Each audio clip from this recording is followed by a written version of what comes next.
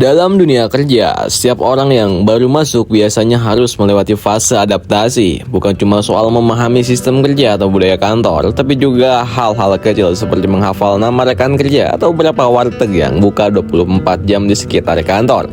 Adaptasi itu penting banget, bahkan wajib, apapun profesinya. Mau kamu kerja di dapur, restoran, duduk di balik meja kantor, atau bahkan berdiri di pinggir lapangan sepak bola sebagai pelatih.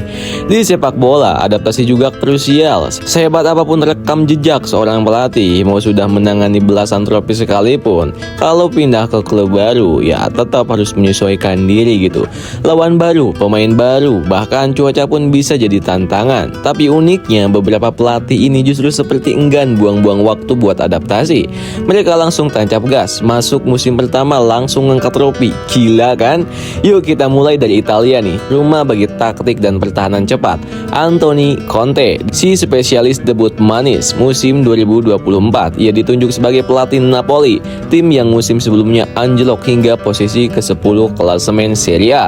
Bukan pekerjaan mudah, apalagi ia harus bekerja dengan skuad yang sebagai besar bukan pilihannya sendiri.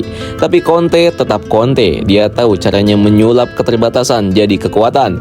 Kunci kesuksesannya bukan pemain bintang, tapi pendekatan tanpa kompromi, kedisiplinan taktik, dan yang terpenting keberanian ambil resiko. Ia sempat dibantu oleh kehadiran Romelu Lukaku, pemain andalanya, tapi selebihnya ia hanya punya strategi dan tekad. Hasilnya Napoli juara Serie A lagi. Conte pun mengukuhkan diri sebagai raja debut.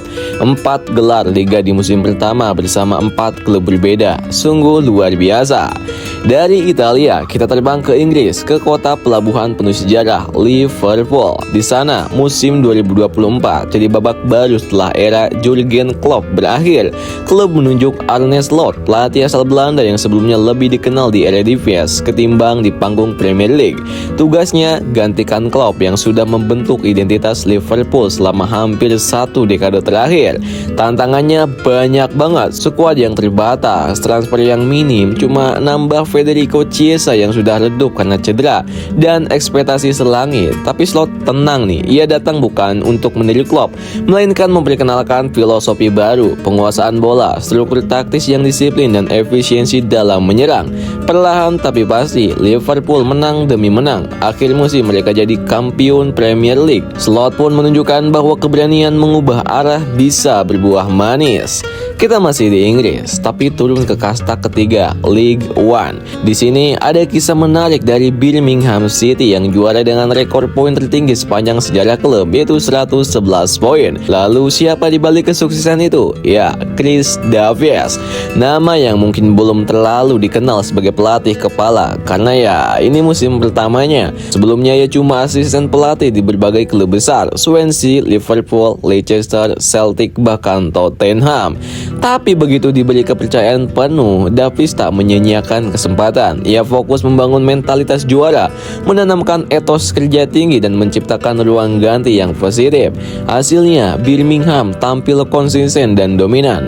Pelatih Rocky ini membuktikan bahwa pengalaman sebagai orang kedua juga bisa jadi modal emas.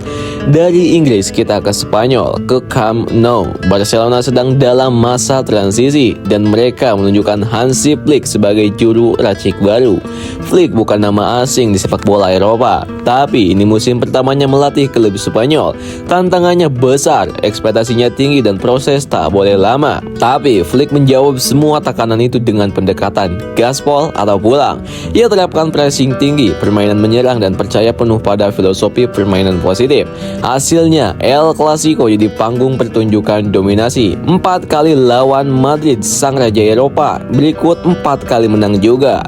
Di akhir musim, Barca meraih treble domestik, La Liga, Copa del Rey, dan Super Copa di Espana. Flick pun dipertahankan hingga 2027. Sukses yang lahir dari ketegasan dan visi yang jernih. Sementara itu, Bayern Munchen bikin keputusan yang awalnya dianggap gila. Mereka menunjuk Vincent Kompany yang sebelumnya gagal menyelamatkan Burnley dari degradasi. Banyak yang meragukan, gimana bisa pelatih yang gagal di Premier League bawa Munchen kembali ke tahta Bundesliga. Bavaria. Tapi Kompany membalik semua keraguan itu semua. Ia tak banyak bicara ke media, tapi vokal di ruang ganti. Ia manfaatkan pengalamannya sebagai kapten di City dan timnas Belgia untuk membangun kekompakan tim. Pendekatan modern dan gaya main yang tenang tapi tegas membuat skuad kembali solid. Hasilnya Munchen juara Bundesliga lagi. Dari bahan ledakan, Kompany naik kelas jadi pahlawan Bavaria. Dan terakhir, mari kita tengok ke Timur Tengah, ke liga yang kini penuh bintang, Saudi Pro League. Di sana, Laurent Blanc mencetak sejarah bersama Al Ittihad. Musim pertamanya langsung membawa klub itu juara untuk ke-10 kalinya. Tantangannya menyatukan ego bintang-bintang besar seperti Benzema, Kante, Fabinho, dan Diaby. Meskipun Benzema sempat absen lama karena cedera, Blanc memaksimalkan potensi skuad dengan rotasi cerdas dan pendekatan kolektif. Bahkan menurut Saudi Gazette, Blanc jadi pelatih Prancis pertama yang juara di Arab sejak 1994. Sebuah rekor yang bersejarah. Kisah para pelatih ini membuktikan satu hal dalam dunia sepak bola: adaptasi tetap penting, tapi keberanian untuk langsung tancap gas lebih penting lagi. Mereka menepis keraguan dengan kerja keras, menyulap tantangan menjadi peluang, dan membuat musim debut mereka jadi kisah yang layak dikenang.